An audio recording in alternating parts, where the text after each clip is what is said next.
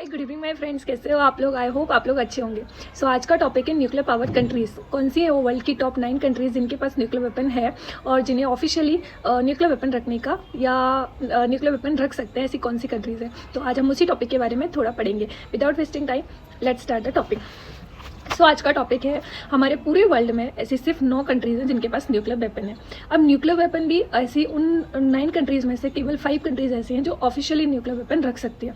अब इन ऑफिशियली ये 5 कंट्री ही क्यों है, क्योंकि ये 5 कंट्रीज वो हैं जिन्होंने एनपीटी ट्रीटी पे साइन किया। अब एनपीटी ट्रीटी क्या होता है?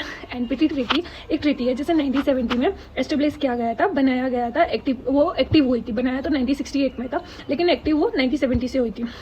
ये वर्ल्ड लेवल की एक ट्रीटी है जिसमें उसके अंदर भी एक आईईए करके एक ट्रीटी होती है, तो चेक करती है कि कौन सी कंट्रीज है न्यूक्लियर वेपन यूज़ तो नहीं कर रहे, कौन सी कंट्री है जो न्यूक्लियर वेपन बना रहे इन ऑल।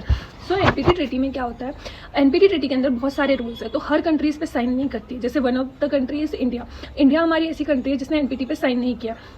अब जिन कंट्रीज ने एनपीटी ट्रीटी पे साइन किया और जिनके पास न्यूक्लियर वेपन है उसमें केवल 5 कंट्रीज आती है। तो पहला है USA, second Russia, third is China, fourth is France and fifth is Britain, जिसमें रशिया के पास सबसे ज़्यादा स्टॉक है न्यूक्लियर वेपन का। उसके बाद यूएसए का है एंड चाइना लगातार अपने न्यूक्लियर वेपन बढ़ा रहा है। फ्रांस और यूके के पास भी है, लिमिटेड है बट है।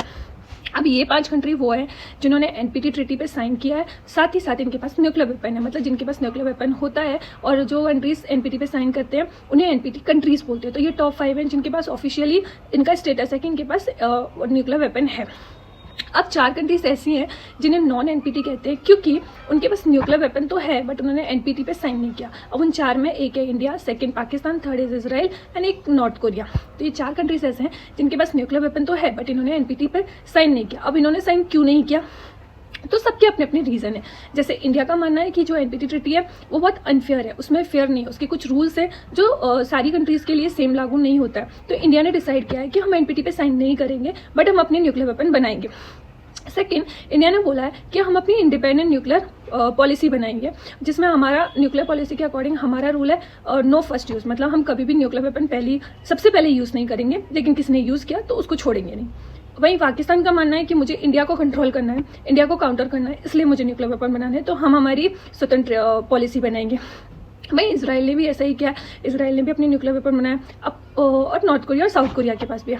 अब मतलब जो कंट्रीज के पास न्यूक्लियर वेपन है बट एनपीटी पे साइन नहीं करते उन्हें नॉन एनपीटी कहते हैं। पर पूरे वर्ल्ड में भी सिर्फ 9 कंट्रीज ऐसी हैं जिनके पास न्यूक्लियर वेपन तो है और कुछ कंट्रीज और हैं जिनके पास है लेकिन वो ऑफिशियली बताते नहीं हैं।